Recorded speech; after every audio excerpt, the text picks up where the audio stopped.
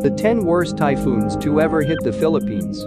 Despite the frequency of typhoons passing through the Philippine area of responsibility, the effects they have on infrastructure, agriculture, and loss of life can often be impossible to get used to. Here is the list of some of the worst typhoons to ever hit the country. Typhoon Haiphong. The most devastating typhoon to ever hit Philippine shores happened even before the country gained its independence from Spain. Typhoon Haiphong developed over the Pacific Ocean in late September 1881, and though its exact category and strength are unknown, the impact it had on the Philippines and Vietnam was devastating. Around 20,000 people died in the Philippines alone. Haiphong went on to hit the port town of Haiphong in Vietnam, where it decimated the town almost completely. Eventually, this typhoon ended up claiming 300,000 lives, making it the world's third deadliest tropical cyclone ever. Typhoon Haiyan or Yolanda. No discussion of Philippine typhoons can go without mentioning the deadliest typhoon in modern history. Super Typhoon Yolanda had 10-minute sustained wind speeds of 230 km per hour and 1-minute sustained wind speeds of up to 315 km per hour, causing widespread destruction and storm surges. The provinces of Samar and Leyte reported the largest number of fatalities, with 5,877 alone taking place in eastern Visayas. Tropical Storm Thelma or Uring. Although not technically a typhoon, Tropical Storm Uring ranks third in the deadliest storms to ever hit the Philippines. Although its winds were far from the strongest on record, it did cause torrential rainfall in many areas of the Visayas. Much of the region received around 150 mm or 6 inches of rainfall, but Leyte in particular had as heavy as 580.5 mm or 22.85 inches. This rainfall overwhelmed the Anilao-Malbasag watershed and rivers, causing widespread and devastating flooding.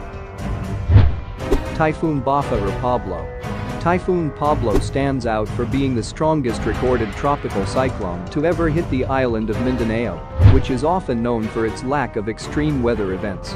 It made landfall as a super typhoon, with wind speeds of up to 280 km per hour.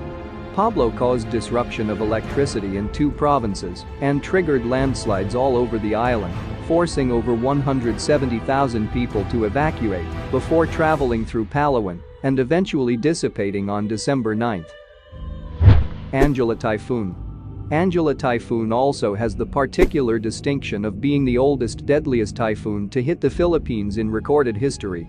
Though not much is known about Angela Typhoon besides the number of fatalities caused by its arrival, its impact was large enough on Philippine history to keep the dubious honor of being the 5th deadliest typhoon to ever hit our shores.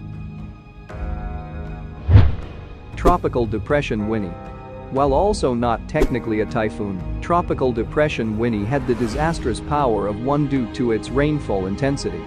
The heavy rainfall caused by this tropical depression triggered massive floods and landslides around the Quezon and Aurora provinces, resulting in huge losses of life and ranking it one of the deadliest storms to ever hit the country.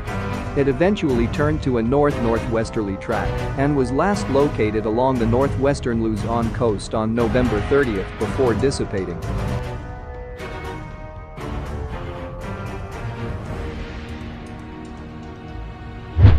Unnamed 1897 Typhoon.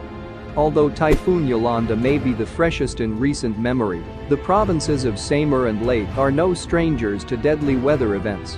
An unnamed typhoon that made landfall in October 1897 tore through the island of Leyte a little over 200 years before Yolanda.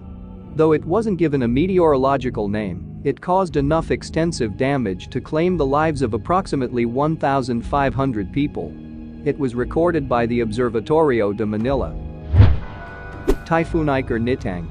Typhoon Nitang came out of a disturbed weather area near Guam before intensifying into a typhoon on August 30. It had 10-minute sustained winds of 165 km per hour and 1-minute sustained winds of 230 km per hour, making it one of the strongest typhoons to hit the Philippines after the 1970 Pacific typhoon season. Nitang made landfall only 4 days after Tropical Storm June had hit the northern part of the Philippines and also arrived during one of the worst economic periods in the country's history. It was the worst typhoon to hit Surigao del Norte in 20 years. Typhoon Fengshen or Frank.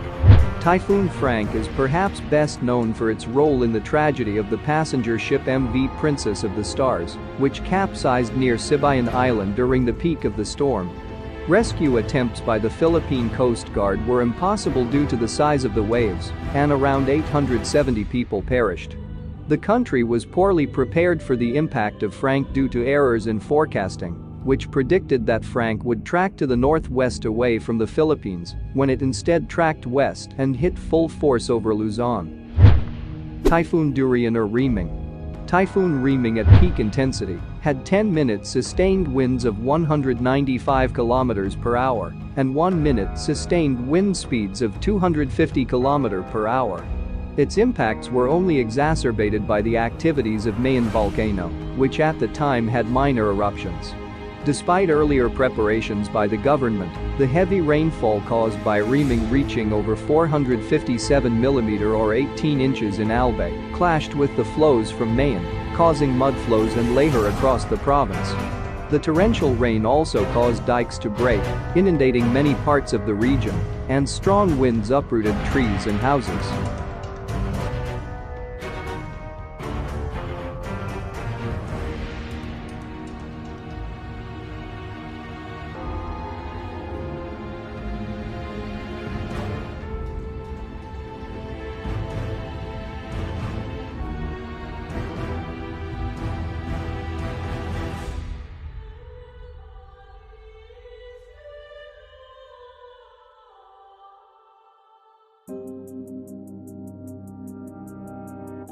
The history of the Philippines is peppered with storms, and their impacts feel even bigger on a small nation of smaller islands.